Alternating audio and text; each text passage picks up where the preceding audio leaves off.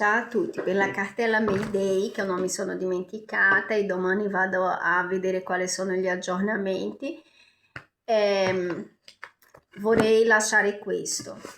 Questa vacanza ci siamo dedicati a Giudici Pedra Piana, ascolti bene, ok? Che non so che cosa hanno scritto le demenziali. Davvero bene, giudice Pietra. Sì, dopo mio amosino dice a lui. Allora, noi sì, ci siamo dedicati a rilassare, a fingere che va tutto bene, che appunto non abbiamo queste energumene sul fiato, e quindi ci siamo riposati, abbiamo guardato i film, fatto le colazioni tranquilli e abbiamo letto un libro che è stata la maestra di matematica che ha consigliato, si chiama Ascolta il mio cuore. Io ci tengo manca ancora manca pochissimo, è un libro che inizia dal mese di settembre e vai fino al mese di giugno. Praticamente le dinamiche di un anno scolastico di 3 ragazzine in una scuola che è una scuola paritaria, diciamo. È una scuola che proprio somiglia proprio all'Arci Vescovili. E è molto interessante la storia. Tatino, come sei passato le vacanze? Bene, la maggior parte del tempo a riposare, a passare il tempo che potevo con la mia mamma. Negli ultimi giorni, cioè ieri e oggi, mi sono dedicato un pochino di tempo a studiare, però ieri e oggi tutto il resto Ci siamo dedicate a stare insieme. Insomma, il libro racconta di queste 3 ragazzine che però arriva una maestra della scuola che possiamo un po' paragonare a una scuola tipo il Sacro Cuore a Trento, e quindi è una maestra rigida. Il problema non è tanto il fatto che lei vuole educare queste ragazze a fare parte appunto di un contesto di un determinato livello. Il punto è la cattiveria, il punto è la cattiveria che lei usa nel confronto, la cattiveria, il disprezzo che lei usa nel confronto invece di 2 studenti che sono lì, assim, non so esattamente come hanno fatto ad entrare, però sono 2 ragazzine che vengono di un contesto sociale diverso dalle altre ragazze. In mezzo a questo è comunque una storia che si svolge negli anni tra la 40-45, 1940-1945, ci sono dei passaggi fantasiosi, altri no, ma racconta bene la dinamica della classe sociale. O quanto a volte dei bambini vengono perseguitati non perché si comportano male, non perché abbiano dei problemi, ma semplicemente di soldi, perché appartengono a una classe sociale diversa e quindi effettivamente a loro viene precluso un percorso, ma non perché gli manca la intelligenza o la capacità, perché ci sono di mezzo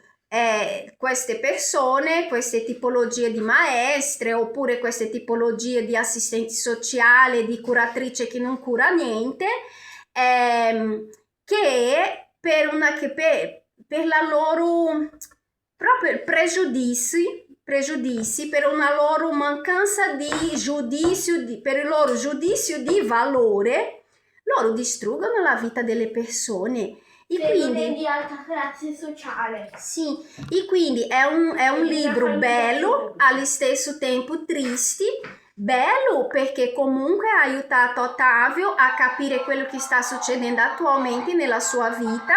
il fatto che il nostro contesto sociale è cambiato da un momento che ho perso il mio lavoro, perché ripeto, la vita agiata di Ottavio dipendeva da me, non del suo padre. Tutto quello che Ottavio aveva e che comunque nel mio piccolo adesso, per una concomitanza di eventi, stiamo ricostruendo, perché pure gli sport è tornata a fare, non quello che faceva prima, ma è comunque un sport che va bene, anzi forse ancora è meglio che lui adesso faccia questo. Ci sono delle buone prospettive lavorative, però fondamentalmente diciamo che l'anno di 2025 è stato un anno molto difficile dal punto di vista economico e siamo stati declassati, però siamo stati declassati non solo dal punto di vista economico per la perdita del mio lavoro, ma siamo stati declassati anche dal punto di vista morale, ma non perché cambi qualcosa avere o non avere un rapporto di coppia. Siamo stati declassati dal punto di vista morale per una mentalità chiusa che rimane in determinati contesti, principalmente quelli appunto delle istituzioni paritarie, della politica e anche per il momento politico, storico, sociale, anzi geopolitico che stiamo vivendo,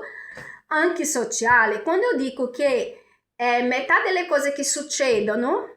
è dovuto al mio aspetto, non è perché io voglio fare Calimero, è un dato di fatto. Allora, si era rotta la tenda, vi racconto questo, si era rotta la tenda. Il mio vicino di garage si era offerto per sistemare. Lui è venuto, ha sistemato, però dopo è successo tante altre cose di seguito e lui ha detto così, ma cara, tu non sei proprio fortunata, né? Io ho detto, no, non è questione di fortuna, è questione che tutti si aspettano che io prenda una scopa in mano.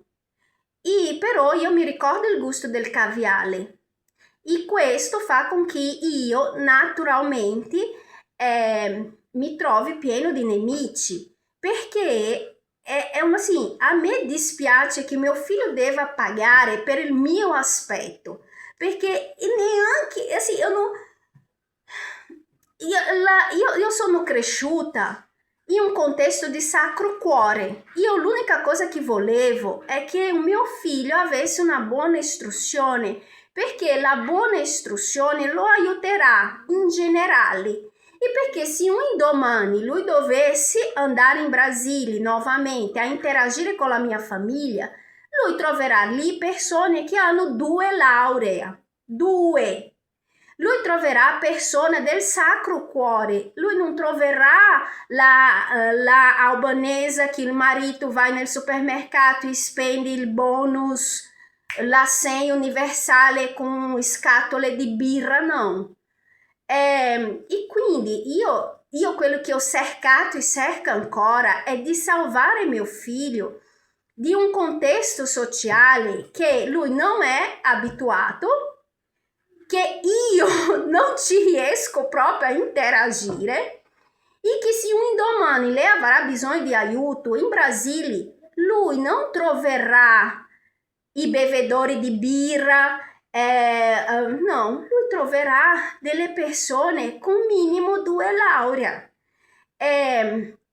poi come io cerco di insegnare a lui, che io avevo detto per caso, io avevo detto prima in questo libro, ha insegnato molto bene. Un ricco può sempre fare finta di essere povero, un povero purtroppo non può fare finta di essere ricco. E però è stato bello anche perché ha aiutato lui a capire che molte cose negative che stanno succedendo a lui, come la storia di fare un esame di tedesco, una verifica di tedesco, quando sapeva che lui non aveva studiato,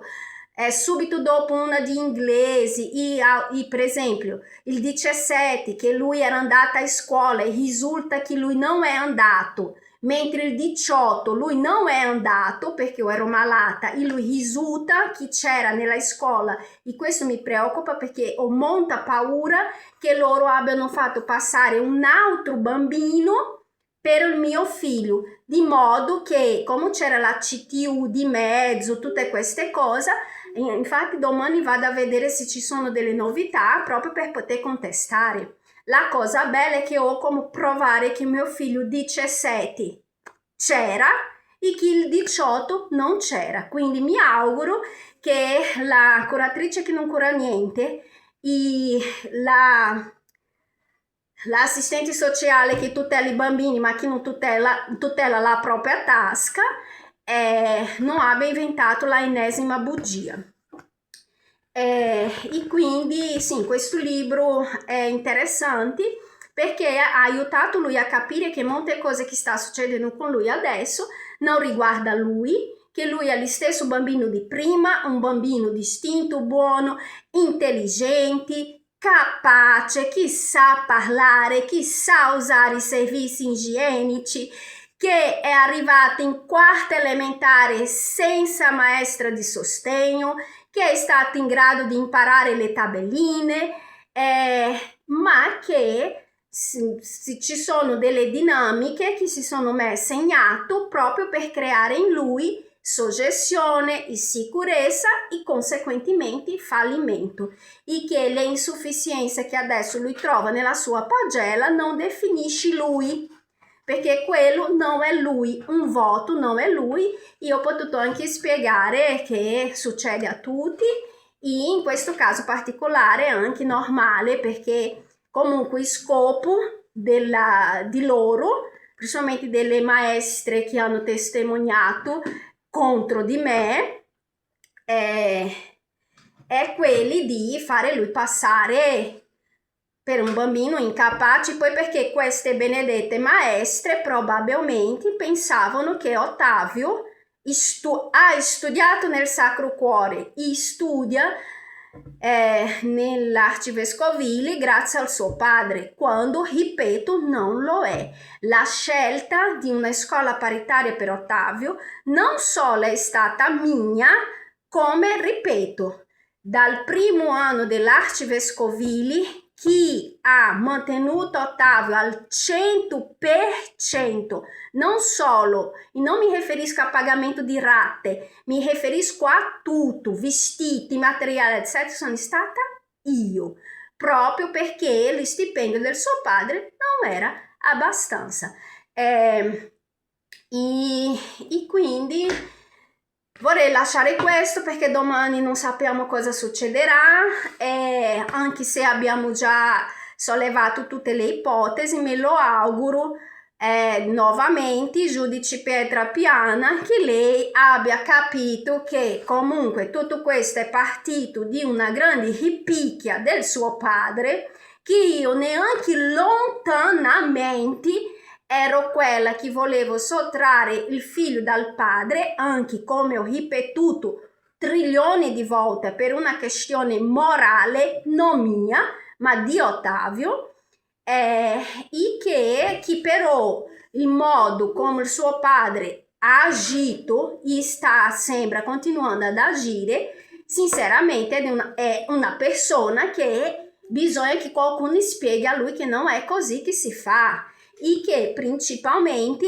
non voglio essere Calimero, ma la matematica non è un'opinione. Io sono straniera, afrodiscendente, anche se non sembra, ho 45 anni, io non sono più una ragazzina, quindi anche dall'aspetto lavorativo, per me è tutto in salita. Vuoi proprio schiacciare, vuoi proprio creare ulteriori problemi. Tu che sei maschio, italiano, hai il tuo lavoro, certo sicura, hai la tua famiglia, invece di avere speso soldi per il benessere del figlio, spendi soldi con queste due energumena e altre. Quindi se ci sono persone perseguitate qua, sono io e Ottavio. Quindi io chiedo quello che ho già chiesto prima, scritto, parlato di tutti i modi. A me serve che lui mi restituisca i soldi che io ho speso quando lui non dava neanche €1, adesso dà 300 euro, però prima no. Può risolvere Quindi tutte da le ottobre di 2024 a giugno, perché in verità lui ha iniziato a dare ad agosto, però per essere gentili fra aspas, allora che lui mi restituisca i soldi della mia macchina che ho dovuto vendere, dei miei investimenti che ho dovuto disinvestire, e lì siamo sui circa 10.000 euro. Ma più che altro, non è che i soldi servono per mettere in tasca, no, è per rimettermi in moto. Io per svolgere il mio lavoro mi serve la macchina e nella condizione che io mi trovo adesso per aver mantenuto mio figlio da sola per un bel po', è complicato perché io non posso neanche più avere credito perché io avevo dei prestiti, delle rate da pagare che io non ho potuto pagare perché ho dovuto dare priorità al mantenimento mio e del mio figlio, perché non è che io vivo di vento, quindi io chiedo la stessa cosa di prima, visto che lui non ha difficoltà, tempo ne ha, agevolazione sembra che ne ha tanta, mi restituisca la sua parte del mantenimento, così che io metto in moto il mio lavoro, faccia un percorso individuale che insegni a lui a rispettare la madre del figlio, perché non possiamo pensare in condividere un figlio se su tuo pensiero fisso è quello di distruggere la vita della madre, non si può. E allontani, per favore, dici a lui di restituire i soldi e sinceramente ci si arrangiamo fra di noi, perché se sì, allontana queste due neuroni e eccetera, perché Ottavio non merita finire in un cerchio di affidamento e adozione. È un bambino che fino a ieri, ma ce l'ha ancora, ce l'ha una famiglia in Brasile, ce l'ha una famiglia in Italia, non ha senso che mio figlio finisca in mano a queste cose per queste due bugiarde. E quindi ci tenevo a lasciare questo perché appunto non so cosa succederà, ma la verità bisogna constare da qualche parte e la verità è questa: non c'è alienazione parentale, non ci sono, non c'è, semplicemente non esiste. Quello che esiste è una richiesta di una madre di dire: senta, ho capito che io sono straniero, ho capito che io sono nera, ho capito che nella vostra testa, anche perché molte di voi iniziando delle maestre non guadagnavano quello che io guadagnavo, però sì, sono stata capace di arrivare dove voi italiane non siete arrivata. Io nel giro di 10-12 anni, dopo essere tirata al tappeto 300 milioni di volte, perché ogni volta che stavo per fare il mio volo arrivava qualcuno e tirava, esattamente come adesso, ce l'ho fatta, non ci posso fare niente, Dio non mi ha dato un corpo, ok? Ma mi ha dato un cervello, quindi usate il vostro cervello per il bene, è questo. Io non ho colpa di essere io. Quindi la verità deve rimanere da qualche parte. E la lascio qui. Un buon anno. Ciao. E speriamo buone notizie, né mio amore?